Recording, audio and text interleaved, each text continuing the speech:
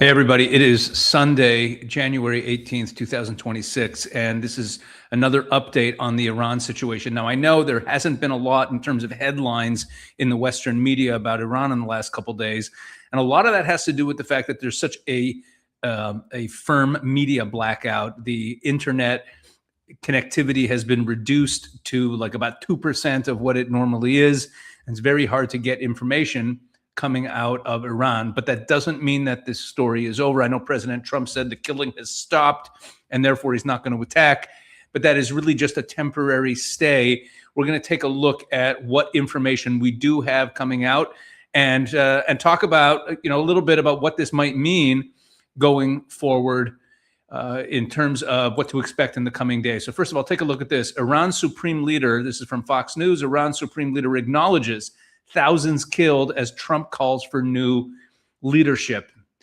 And this is unbelievable. Here you have Iran's Supreme Leader has publicly acknowledged for the first time that thousands of people were killed during recent anti-government protests, according to reporting from the BBC, as President Donald Trump escalated his rhetoric and called for new leadership in Iran. He made an address on Saturday. He blamed the United States. Khamenei, the Supreme Leader he blamed President Trump for the violence in Iran and for the deaths. And the U.S.-based Iranian human rights activist news agency estimates more than 3,000 people were killed. There are some other estimates out there.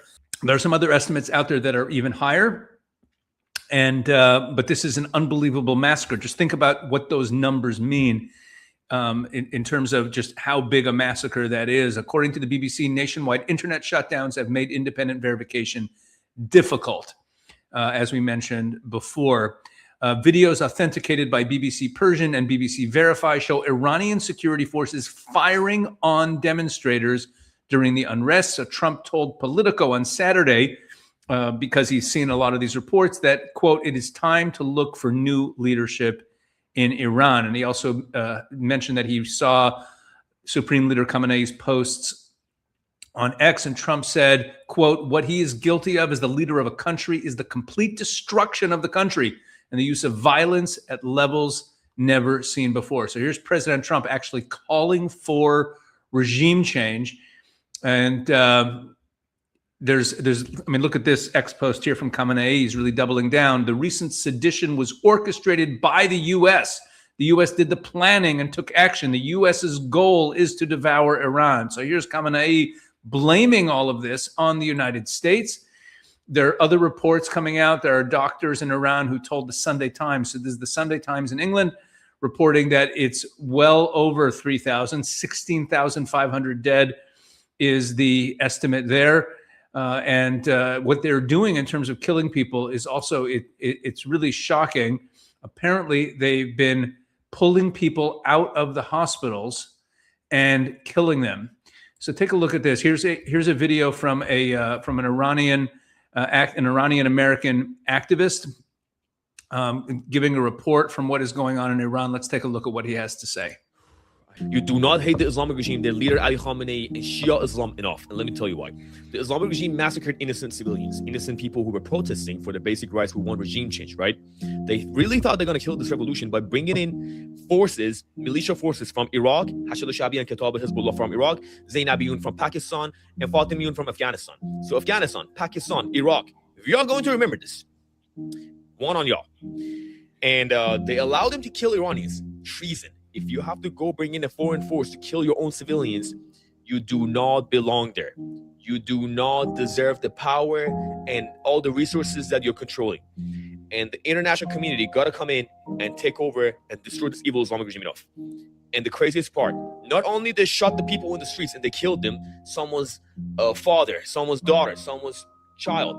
Not only they did that, but people who got shot and didn't die, and they were taken to the hospitals, they were abducted from the hospitals with all the medical devices attached to them, taken out, executed on the streets, and then their bodies were taken to the morgue. This is demonic. If they worship a god, that's demon. If anyone is siding to stand with them, they're demonic people too. And if they believe in a religion, that's a demonic, evil religion. I reject the notion of whatever these people stand for. And if you ever stand with them, or if you ever want to reject the atrocities, the genocide that they committed against the Iranians, you are complicit. Share this video with whoever you can. President Trump, President Netanyahu, anyone who has a power in the world, we are begging you.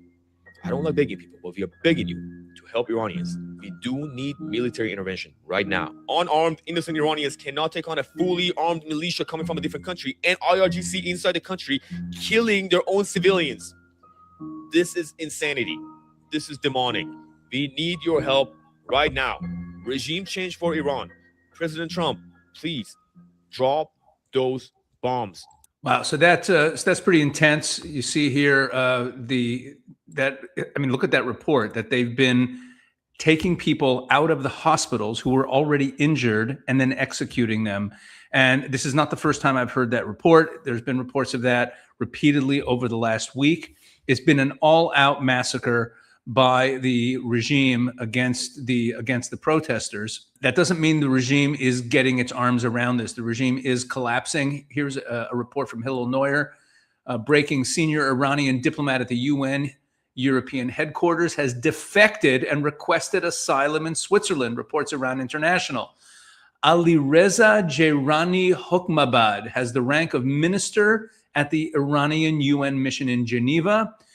And he defected. So he left the regime. So you see that even if the protests get quelled, even if this martial law and this killing of people discourages people from going out into the streets, and even if there's some dying down of the protests, it does not necessarily mean that the regime has achieved some measure of stability. There's still a lot going on in the streets. There's still, you see people are still setting fires. The protests still continue.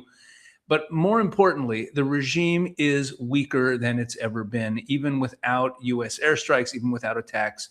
And in terms of the decision not to attack by President Trump, I know a lot of people were like, yeah, let's go ahead and bomb them. And you see that the Iranian people, these activists, are calling on President Trump to come in with military intervention. But it has to be done wisely. And it's not necessarily the case that some military intervention is what's going to bring down the regime, even though that's what the people are calling for. So these are still very tense days ahead of us. And here's another example of a tweet from Khamenei. This is actually an old tweet from back when the Supreme Leader Khamenei, but it just shows you his attitude about America. This is back when university students in America had all these tent encampments supporting Hamas. And he put out a tweet at the time. This is in May 24. Dear university students in the United States of America, you are standing on the right side of history. You have now formed a branch of the resistance front and have begun an honorable struggle in the face of your government's ruthless pressure, which openly supports Zionists. That's what the regime stands for. So when you see these leftists in America who are on the side of the Iranian regime, and you scratch your head wondering how could they be on the side of such a brutal regime? They have always been on the side of that brutal regime. They've been on the side of their proxies, Hamas and Hezbollah, and that's who's really killing the Iranian people. It's not merely the Iranian regime itself, but as you saw in that video, they're importing their Shiite militias from Iraq, from Pakistan, from Afghanistan. They're importing their Iranian-backed terrorist groups into the country to kill Iranians. And we talked about this in one of our earlier updates, because the IRGC personnel are themselves Iranian, and a lot of the people they'd be shooting at are cousins, are neighbors, are people that they know, people that they're related to. And a lot of them, they are Iranian people themselves. It's much easier and more brutal to bring in these outside mercenaries, these other militias from outside the country, and have them do the dirty work for them. So the story is far from over. I know that, again, we're all kind of anticipating what's America going to do, but you see that things are still moving in Iran. There are still people protesting in the streets. There are still atrocities being committed by the regime. And as we see here in this very encouraging story, we have a defection at the very top. One of a top official from the United Nations mission, you have the rank of minister at the Iranian UN mission in Geneva, has defected.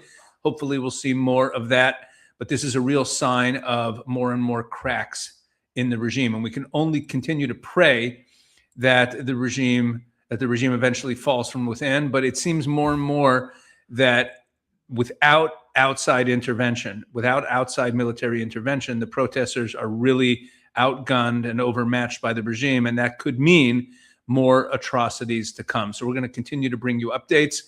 If you like this content on this channel, if you're finding it helpful, please make sure to check out all the content at Israel 365's YouTube channel, where I put out videos a few times a week there. And of course, stay tuned to this channel as well, as the updates will keep coming.